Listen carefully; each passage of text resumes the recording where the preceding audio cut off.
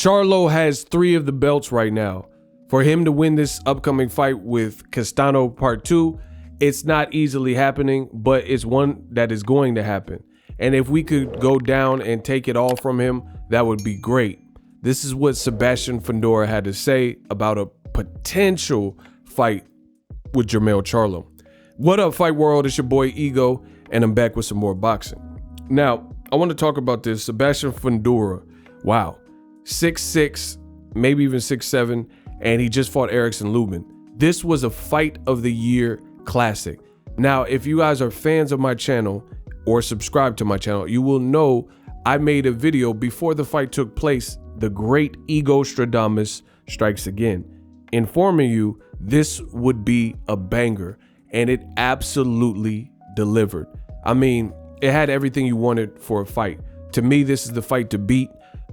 When I do fight of the years, I look at the impact, the actual fight, of course, what happened in between the rounds, conclusion, all that.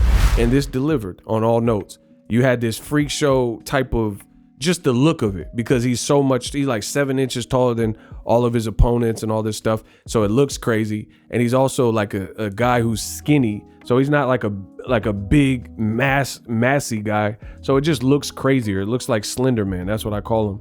I wish a speedy recovery to ERICKSON Lubin. He got beat up, in the end, and took some punishment, face rearranged. I did a boxing ego injury report to tell you guys the extent of ERICKSON Lubin's injuries, and ERICKSON Lubin sustained a broken nose and a separated shoulder in this battle with Sebastian Fundora. So he moves on, which leads me to today's video that you heard the quote at the beginning. Sebastian Fundora is already talking about Jermell Charlo, and he's basically saying he prefers Jermell Charlo to beat Castano because he'd rather fight him because he feels like that's the bigger fight. This is also from the post-fight what Fundora had to say. Quote, "I feel like we get the job done with Charlo too." And he was asked directly about how he would match up with Charlo's skills and style. Charlo, he's another fighter that likes to bang and trust his power. Just like him, we trust our power too, but I just think we're stronger. So he's saying he's stronger than Jermell Charlo, right? And he likes this. So this is, a crazy fight. He said, hell yeah, I trust my chin. Yes, you don't want to get hit as much as possible because you want to win the fight, obviously. I took the knee versus ERICKSON Lubin to collect myself, but then I got back up and I got the job done. You could say it was the hardest fight of my career. He made me take a knee and made me think a little bit. It was a great fight, and we both gave the best of both of us. Lubin and me, we gave the fight fans what we wanted for everybody. It was an inferno. So, that's what he had to say in his other fight. As far as Sebastian Fundora, Jermell Charlo, I really like the talks of it, if I'm being honest, just because it's good to start the conversation. It looks like a collision course that is waiting to happen. So I can definitely see it potentially happening in the future. And Sebastian Fundora, in defeating ERICKSON Lubin, which is his best opponent on paper, he becomes the mandatory for the winner of Charlo Castano. However, I got a couple things to add. Charlo versus Castano, you've seen the first fight. The first fight was incredibly hard. I don't necessarily expect much different from the second fight. The first fight, if you watched it, was a fight of the year, just like Fundora, how I'm telling you in 2022, Fundora versus Lubin was a fight of the year contender. So was last year's Charlo versus Castano. It was just an absolute banger. Charlo looked hurt. Charlo also hurt Castano several times. It looked like he was going to get him out of there. So just classic stuff. So when you think of those styles, you have to imagine a competitive fight. I am picking Charlo. I think Charlo gets it done and makes adjustments, just like he did with the Tony Harrison fight. To me, in the first fight, Charlo and Castano, he was just getting off the better, more authoritative, impactful shots. Castano did some very good work, but ultimately, I think Charlo hurt Castano more, and I think he has a great jab and a great coach in Derek James. I just think he's going to make the adjustments to show separation and get the decided victory instead of a draw, which leads to what is next. I got a couple of things that I feel about that. Charlo, after back-to-back Charlo Castano, because you got to keep in mind the first fight, like I keep saying, was a fight of the year contender.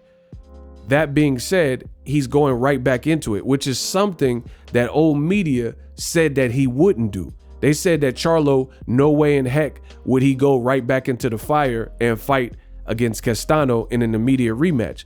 Charlo called everybody's bluff because he's doing just that. That being said, I think Charlo, if he gets past Castano, like I said for the Lubin and Fundora fight, I think both guys, I don't want to see him fight next, because after a competitive schedule of Castano, I think he's owed a rest. And that goes also for Tim Tszyu. I don't want to see Charlo versus Tim Tszyu straight away. If you look at boxing, part of boxing is managing your fighter realistically.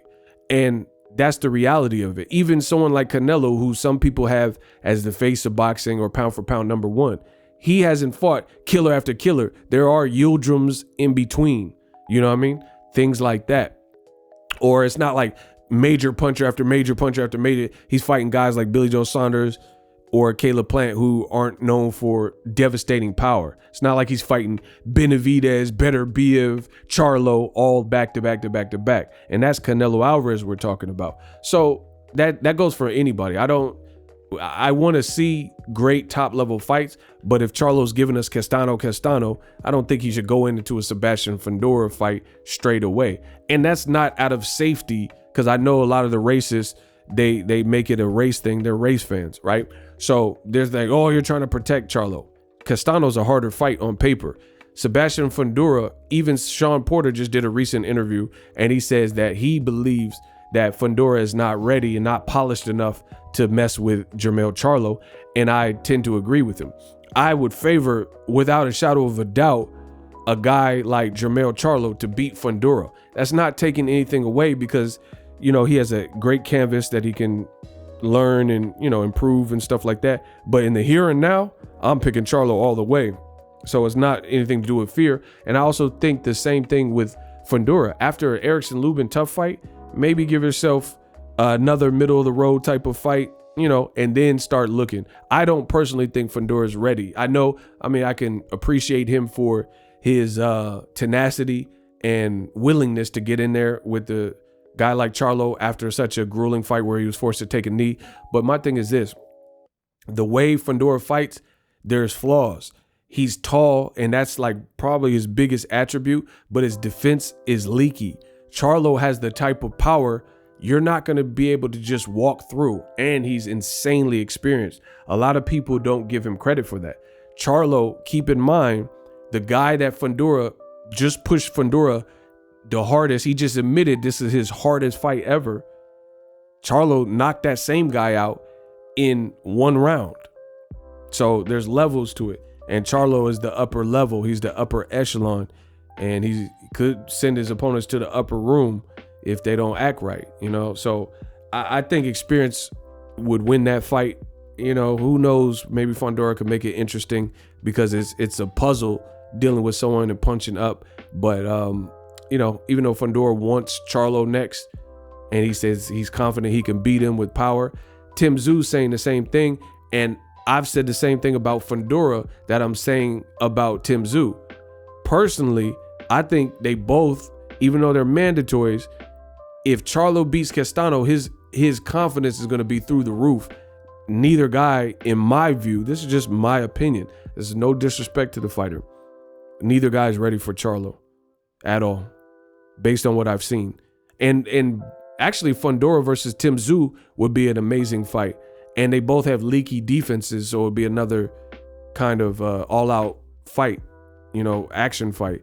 And Tim Tszyu showed in the Terrell Goucher fight that he's durable, and in Lubin dropping Sebastian Fundora, it showed that he's durable. So, you know, let me know what you guys think. Is Sebastian Fundora ready for Jermell Charlo? Would you even pick him to beat Jermell Charlo, or would you pick Jermell? Drop that in the comment section. If you like this content, boxing 24/7 around the clock, your access is granted.